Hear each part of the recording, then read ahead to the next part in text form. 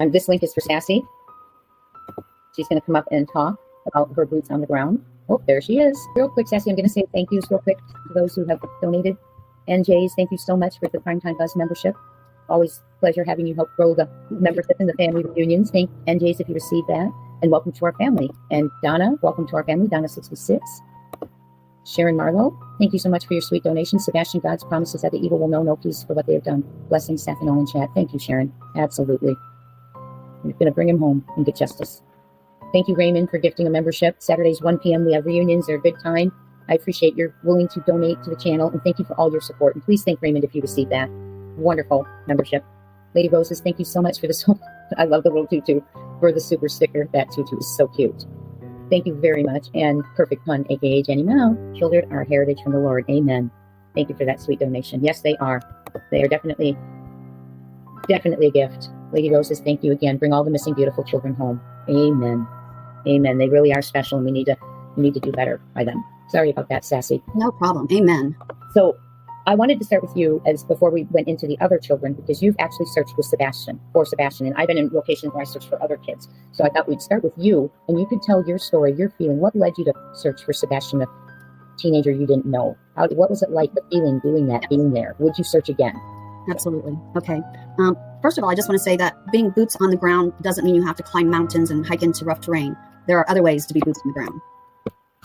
And I'm honored to be here, so thank you, Jay. Absolutely. Thank you for sharing your experience. Sure. And I don't know how much you want to share with them, but you go ahead.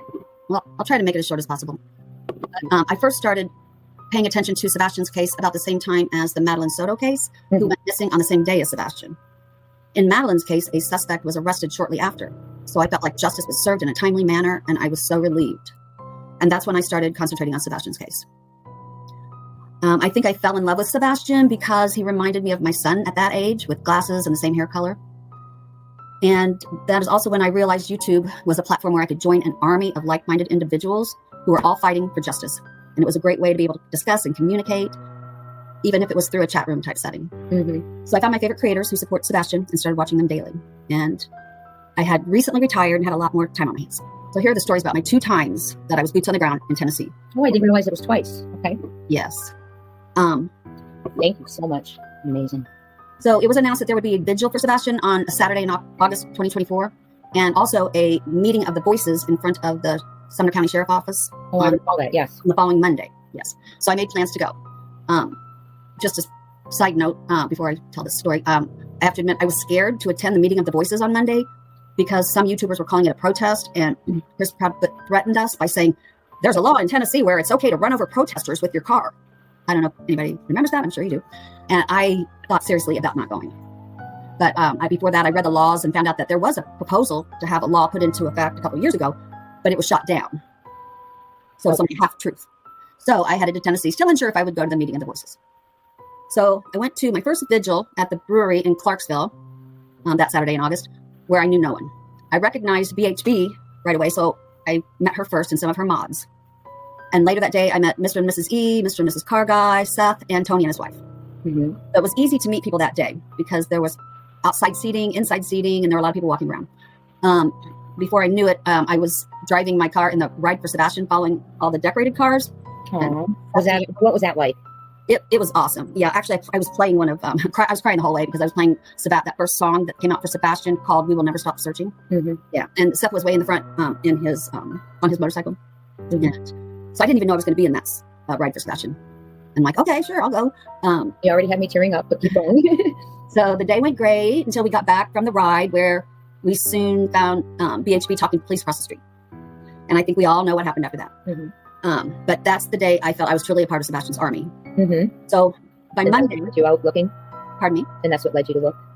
Yes, that's what led me to continually want to search. I don't know if you want to call it searching, but putting up flyers to me is also searching. So anyway, the following Monday, I finally got the nerve to attend the meeting of the voices. And I'm so glad that I did, because no one got ran over, and I met some more new friends there. I remember Tony Mathis coming up to me and shaking my hand and saying, thank you so much for being here. You have no idea how much we appreciate it. And he was so sincere, and it just warmed my heart. So yeah, every time he's called me, he's a great mentor.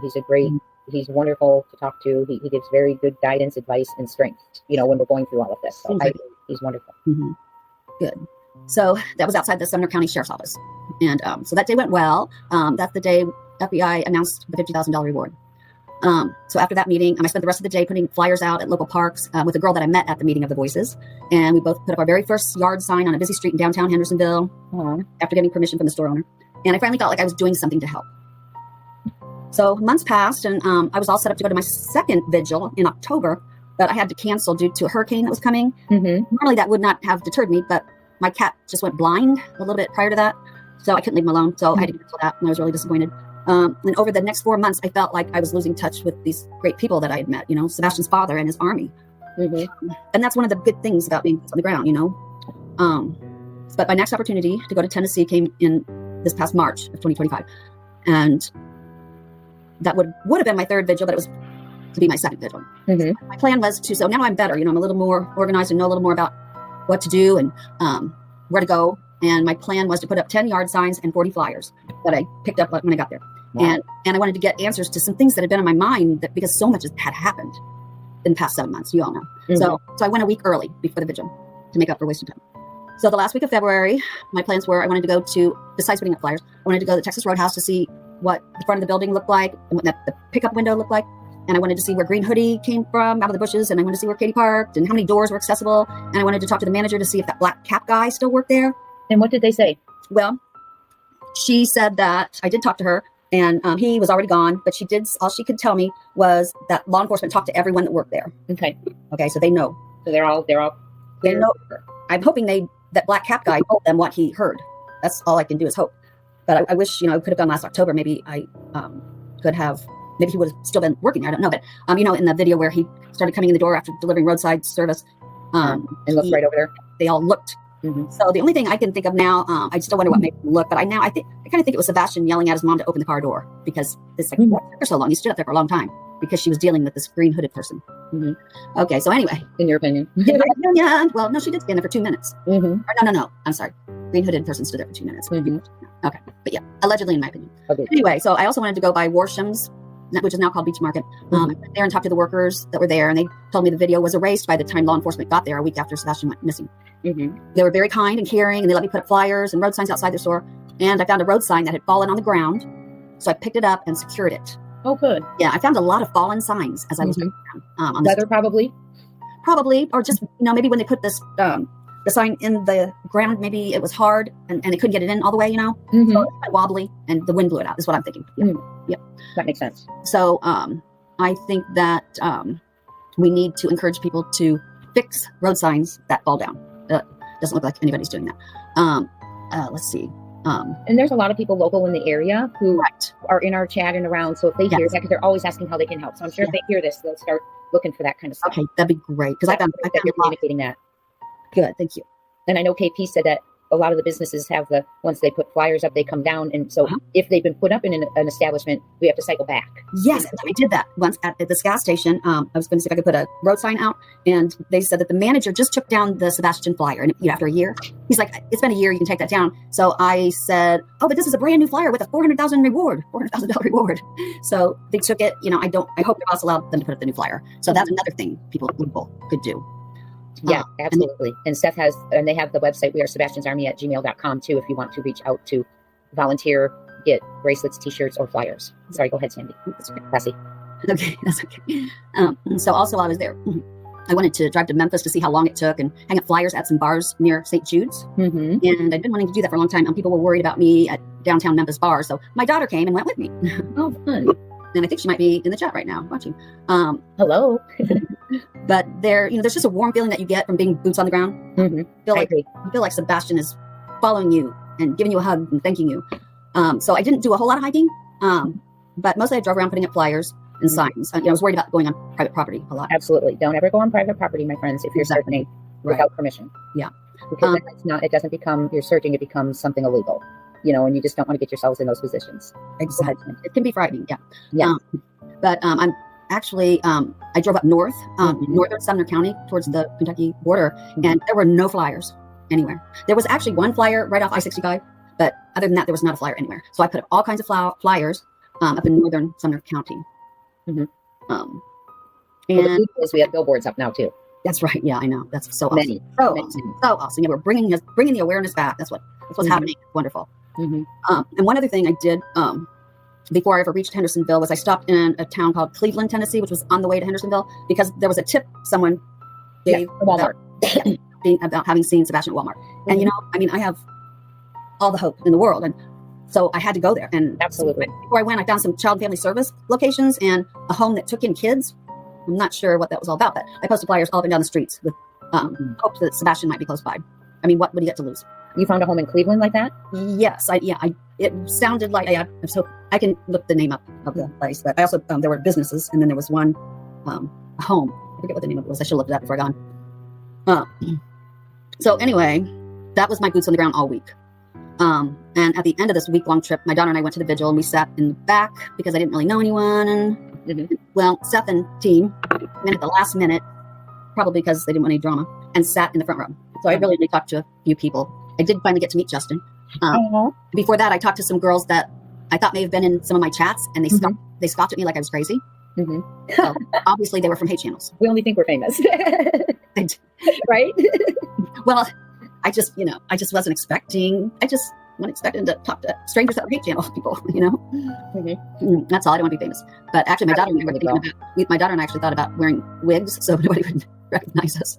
I mean, there's a lot of scary threats going on. So that's why I wanted us together today, is just to put that focus back where it should be. Because boots on the ground, like doing that. Not all of us can do that. I can't do that in Tennessee, and we all do prayers and signs and flyers, and some have them in their car windows and tell Sebastian's story and share his face, and we do what we can do, right? That's right. And it is very. I'm not expecting anybody. I just, like they said, I recently retired, and so I have time, except for my blind cat holds me back a little bit. For him, I'd probably be there all the time. Was there any specific area that you don't have to answer it if you don't want to, was there any specific area you felt like if anyone was wanting to go search, you could pick up where you left off, or? Sure. Yeah, there are definitely. Yeah, I don't know if I want to talk about it. No, because I actually have made another channel because I don't want to get harassed, and like everybody does if they get too close or whatever. Right. But yeah, I'm thinking northern Sumner County, because it's still home. Yeah, it's still home. It's still home to the families, the step families. That's very true. And when you're boots on the ground, you feel so close. And I remember when I went out where Michael Vaughn in Fruitland, Idaho. I went out there for the 1 year mark, and I wanted to get a context of the area, because we were worried that someone who lived there for a long time would know the farm roads out of that neighborhood. And indeed, we drove the farm roads out of that neighborhood. Yes. And it's those things that you can't get your eyes on and feel for till you're there. I totally understand. And I will tell you this, when I went out there, I went directly to Red Ring Road, and it was before they had excavated, before any of the suspects were ever mentioned. And I went there because the Wandras live next door to 2 registered sex offenders. Oh, wow. So I was on Google Earth with a team, and we were looking at all the RSOs and how close they were. Well, we saw their RV steps down and the door open. When you go. Oh my gosh. Yes. And I can't remember. I think they had it on the date. I'm not good at that, but we had the date. And so that was the first place I went. Okay. And, I'm staring at the RSO's home, and, I have a person with me, and you get this feeling, right? And you feel like you are so close, yet so far. Yes. And that's how I felt. And it really shook me up. And then I was right next door to the Wondrous house. Wow. Crazy. And then I see August, September, 4 months later, that's where they're excavating, and literally shook. Oh, really? I was shaking. See? I was that close. I believe in intuition. We don't know how close we're going to get, right? So anywhere we look, wow. Anywhere, because you just never know how close we were. Right. I went to the northern Sumner County 3 times. The third time, my daughter went with me, and we parked my car and drove her car because I was so paranoid that somebody would see my car driving around, 2 days in a row.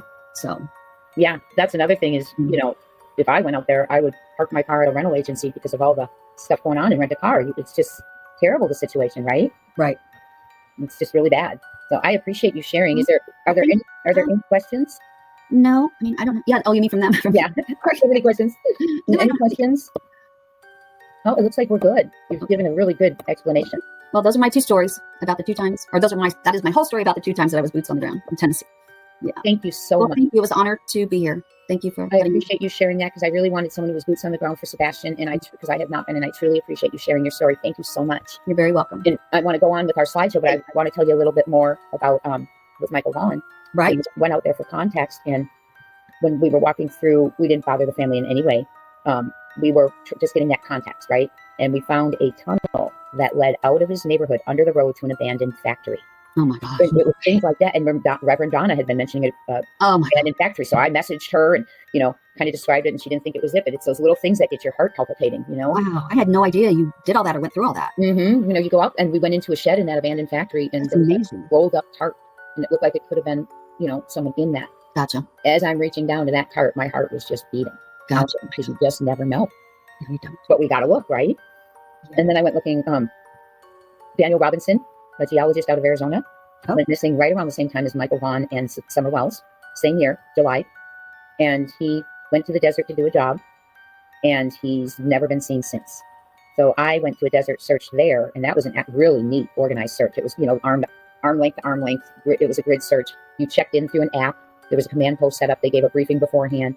You checked in with an app, so every step you took, it was really basically reported to them, so they knew where they didn't have to look again. Okay. And I had the ability to meet Daniel's father, David. And what an incredible human being. Really? I wish he and Seth would meet. I was going to say, it reminds me of Seth. Absolutely. He moved out to Arizona from, I believe it was Georgia, or one of the Carolinas, when he found out Daniel was missing. And he stayed here over 2 years, searching by himself because he didn't get much support from law enforcement. And a lot of the things, if you're not from here, the desert is like a playground for bodies and crime and the cartel. Wow. So a lot of times, it takes a lot to get them to want to go in there if they don't think someone's still in there, sadly. And they gave him a lot of pushback. He didn't have, but so he had to get a crew out there on his own. He was there every Saturday in the desert. And he started a channel for himself, and a very respectable channel. It's not for himself. It's all about Daniel. But he's still looking. Daniel's still missing. But just meeting the parent, he took me in the little ATV vehicle. I went back to my car, and he showed me where Daniel was last. He showed me that he found a sock. It's just surreal to be there, and you realize this is real life. To be in the inner circle. To see a father say, "This is where they saw my son's sock." Oh wow. Those things really hit home. And wow. What was Daniel's last name again? Robinson. Robinson. Yes. And I also went with his dad to the homeless community in Phoenix to pass out flyers. We got separated, so I did not get out of my car. Okay. But we had flyers down there and everything. And he was anywhere he could go. I just want to mention one other thing before I forget. You mentioned the RSO thing, and one thing I had done was looked up all the the register, the RSOs, yes, and put them on Google Maps. And I went to that section of Hendersonville, and I concentrated on putting flyers up all over the place. Just in my mind, I'm thinking, if Sebastian was abducted, maybe somebody around that neighborhood would recognize him on the dark web or something. Absolutely. That's the thing, is we don't know. Right. We surmise, we form our opinion. We just have no idea where Sebastian was. So we have to look everywhere. Try to communicate everywhere. Yeah. And I will say, I know I want to come and unify tonight, and all of us realize that we're all here for Sebastian. And I had someone reach out to me who has a very different perspective on this case. There's no green team, but you refer to us as the green team. There is no green team, but they respectfully reached out to me in a comment on my chat or under a video and clarified something that they wanted me to know. Okay. And they were very respectful. And quite frankly, I respected the respect of not coming in, guns blazing. And I gave a respectful response and asked a question. Now, that's communication. We don't have to agree, right? And I just thought, wow, that's amazing. We don't have to agree, but, she wanted something to be clarified, which I did. And I had a question. So if we could all communicate that way, we don't have to be on each other's lives or love each other, right? But if we could communicate that way, because I really was pleasantly surprised. So I want to play one more song, and then I have a slideshow for all the children for us. Okay. Thank you, Sandy. You can stay up, go down, whichever you want, my friend. I'll go ahead and turn StreamYard off. Okay. All right. Thank you, Jay. Thank you so much for sharing your experience. You're welcome. I hope it helped. It does. It is. Boots on the ground is powerful. We can't all do it at all times, but it is powerful. And to meet the parents or the family, and not even just to see an area that we're talking about all the time, like Fruitland, it was shocking to me how close the police station was to where he was taken. I thought, Also, the interstate's right there to Oregon. It was, and it ended up being someone right in the neighborhood. Wow, that's crazy. Some things just make sense. Yeah. And, they say there may be more. So I wonder if when he said that, if they do have more people than the 4. So interesting. But I'm going to share a song, and then we're going to start a slideshow of the kids. And I'm going to tell you about some of the kids that we know them missing and where they are now or what's happening. Right. Did Seth ever join us? He will let us know. He was out of reception. He didn't get the link because I sent it to the wrong place. Okay. He was out of reception, and they were trying to get a hold of me, and I didn't answer my phone for 2 hours because I was trying to get that computer. Right. So once he's back in reception, I sent the link. So I'm hoping he'll get here. Kind of my bad on that. So. All right, cool. Well, I'm going back and chat. Okay. Thank you. You're welcome. Bye-bye.